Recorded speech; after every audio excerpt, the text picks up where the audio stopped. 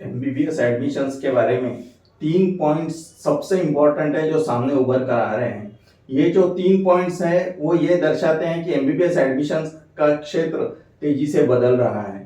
NEET के इतिहास में सबसे ज्यादा कैंडिडेट्स ने नीट इस साल अपीयर किया था। नीट के इतिहास में सबसे हाईएस्ट क्वालिफाइंग कट ऑफ्स इस साल थे। ना सिर्फ गवर्नमेंट मेडिकल कॉलेजेस के बल्कि प्राइवेट या डीम्ड यूनिवर्सिटीज के भी एमबीबीएस के एडमिशन्स क्लोज होने के कट ऑफ अब तक के सबसे हाईएस्ट रहे हैं इस साल।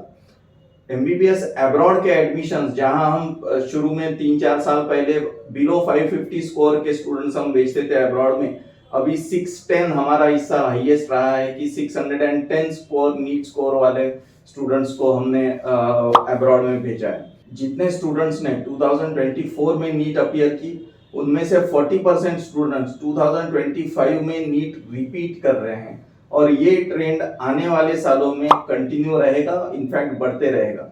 मतलब 2025 में 2026 में ज्यादा से ज्यादा स्टूडेंट्स नीट अपीयर करेंगे, उनमें से मैक्सिमम स्टूडेंट्स फिर से नीट रिपीट करेंगे और ये नंबर एक्सपोनेंशियली बढ़ते जाएगा। क्वालिफाइंग कट ऑफ्स भी हर साल बढ़ते जा रहे हैं। गवर्नमेंट मेडिकल कॉलेजेस में एमबीबीएस मिलने का कट ऑफ भी हर साल बढ़ते जा रहा है। तो ये थी पहली खासियत एमबीबीएस एडमिशन्स की। कंपटीशन ऐतिहासिक ऊंचाइयों पर है और ये ट्रेंड कंटिन्यू रहेगा, बढ़ते रहेगा। दूसरी तरफ प्रधानमंत्री जी ने, श्री नरेंद्र मोदी जी ने ये डिक्लेयर किया है कि आने वाले 5 सालों में 75,000 एमबीबीएस की सीट्स वो ऐड करेंगे। आप गलत हो अगर आप ये सोच रहे हो कि एमबीबीएस सीट्स बढ़ने से कंपटीशन कम हो जाएगा। पिछले कई सालों का ट्रेंड अगर आप देखते हैं तो एमबीबीएस की सीट्स लगातार बढ़ रही हैं और कंपटीशन उससे ज्यादा तेजी से बढ़ रहा है। और बढ़ते कंपटीशन की आग पर नीट के कोचिंग क्लास और प्राइवेट मेडिकल कॉलेजेस अपनी रोटी सेक रहे हैं और भरपूर टैक्स भरने के बाद भी पेरेंट्स बच्चों की एजुकेशन के लिए लाखों क्या करोड़ों रुपए खर्च कर रहे हैं। आइए एमबीबीएस एडमिशन्स की तीसरी विशेषता देखते हैं। 15 से 16 साल के बच्चों से कितनी उम्मीद करनी चाहिए कि वो कितना पढ़ेंगे, कितना अमाउंट ऑफ सिलेबस होना चाहिए ये तय करने के लिए कि किसे एमबीबीएस मिलना चाहिए, किसे वो नहीं मिलना चाहिए।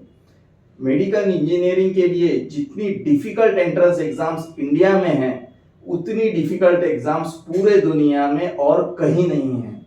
तो क्या बाकी देशों में अच्छे डॉक्टर्स या इंजीनियर्स नहीं हो रहे हैं? आप कहेंगे कि बाकी कंट्रीज में इंडिया जितनी पॉपुलेशन नहीं है, तो आप चाइना का एग्जांपल ले लीजिए। पॉपुलेशन में चाइना इंडिया के बराबरी का है, डेवलपमेंट में इंडिया से आगे है, लेकिन चाइनीज स्टूडेंट्स के लिए एंट्रेंस एग्जाम्स इतने मुश्किल नहीं हैं जितने वो इंडिया में हैं।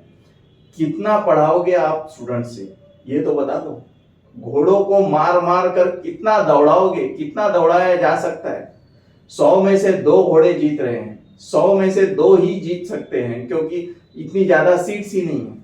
लेकिन बाकी 98 घोड़ों को मार मार कर भगाया जा रहा है इस उम्मीद से कि वो 100 में से 2 में आ जाए। हाई स्कूल के बाद जूनियर कॉलेज आता है या उसे पीयूसी भी कहते हैं। जूनियर कॉलेज के बाद अंडर ग्रेजुएशन आता है, लेकिन ये जो ट्रांजिशन है ये इंडिया में बिल्कुल भी स्मूथ नहीं। स्मूथ ट्रांजिशन के अभाव का कारण है पॉलिटिकल फेलियर।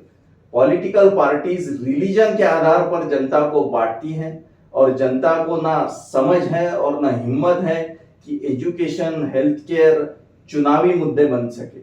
सारी पॉलिटिकल पार्टीज रिलीजन के आधार पर डिवाइड एंड रूल का खेल खेल रही है। सारी जनता बट रही है और कट रही है। मैं नकारात्मक नहीं हूं, लेकिन प्रॉब्लम को सॉल्व करने के लिए प्रॉब्लम को समझना बहुत जरूरी है। फॉल्स पॉजिटिविटी के चक्कर में अगर आप प्रॉब्लम को ही डिनाई करोगे तो ठोकर खाओगे। हालांकि परिस्थिति में सुधार हो रहा है और भी होगा। परिस्थिति में सुधार होने के लिए जनता खुद कैटलिस्ट होती है, पॉलिटिशियंस नहीं। आपको अगर एमबीबीएस एडमिशन चाहिए तो हमसे संपर्क करें। आपके बजट में टॉप मोस्ट कॉलेजेस हम आपको देंगे। जुड़े रहिए, धन्यवाद।